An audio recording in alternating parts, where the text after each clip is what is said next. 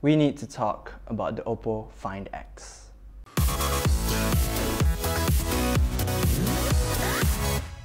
Early this morning, OPPO unveiled something spectacular. It's called the Find X, and not only does it mark the return of OPPO's flagship Find series of smartphones, it also changed the way we thought about smartphone design. You see, when you pick up the OPPO Find X, it doesn't look like your normal smartphone. The front is basically all screen, and there are no cutouts for sensors or the front-facing selfie camera. In fact, there are no cutouts for any camera because the back is also this smooth, flawless design. So you might be wondering, well, how do I take a selfie or take photos, right?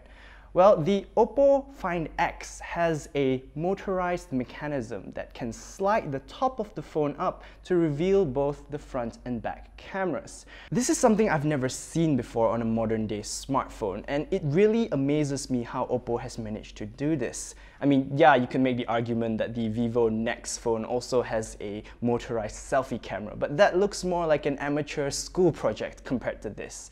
The thing that impressed me the most though is how polished this entire concept is. OPPO says that you can launch the camera in just 0.5 seconds.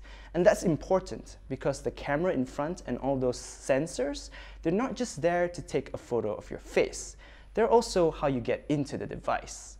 You see, the OPPO Find X, it doesn't have a fingerprint scanner. There's none at the back, there's none in front, and there's none under the display. Instead, you have to rely on this Face ID-like 3D facial recognition system to get into your phone. So that means this motorized mechanism, it needs to be fast, it needs to be polished, and it needs to be flawless.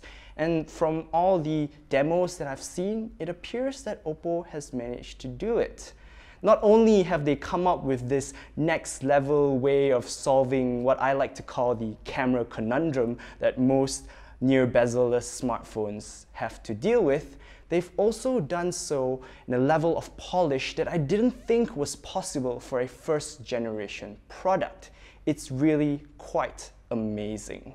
I'm also shocked and amazed that it wasn't Samsung who figured this out. It wasn't Apple, it wasn't Huawei. It was OPPO, a smartphone maker who for the past few years has been most well known for making overpriced selfie-centric smartphones. But no matter how well you execute your innovative new idea, there will always be doubters. There will always be haters. There will always be people who say it won't work. People who say it can't work.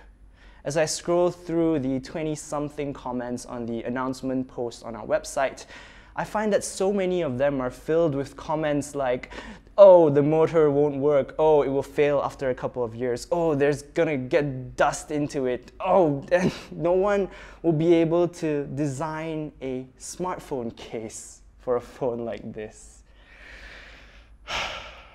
It's honestly disheartening. It's disheartening to finally see one of the most innovative designs on a modern smartphone, which, by the way, was in desperate need of an innovative new design, be received like this. Yeah, maybe there's merit to what they're saying. Maybe dust will get in. Maybe the motor will fail, and maybe no one can come up with a case for this smartphone, which I think is total bullshit because you can always come up with like a two-piece case like the Samsung did with the Galaxy S8.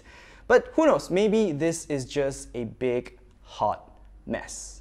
But we don't know that yet. Phones today already fail all the time for all sorts of reasons. So why can't we just take a step back and appreciate this moment, appreciate this amazing thing that OPPO has managed to do?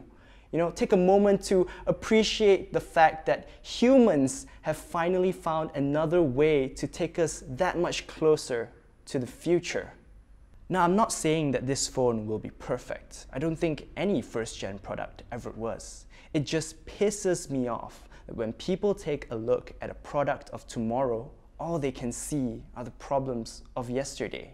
I guess OPPO isn't really a stranger to comments like these. When they first launched the OPPO Find 5, which is the first phone to have a full HD display, people were all like, oh, why would I ever need a full HD screen on my smartphone? And now it's like the bare minimum for a modern day device. And the same thing happened again with the OPPO Find 7, which is one of, if not the first smartphone to have a Quad HD panel.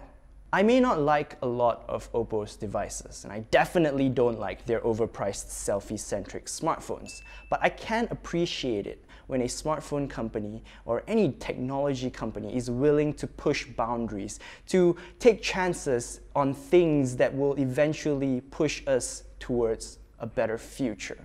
So good on you, OPPO, for doing that. And to all of the OPPO Find X haters, people who say it can't be done should not interrupt those who are doing it.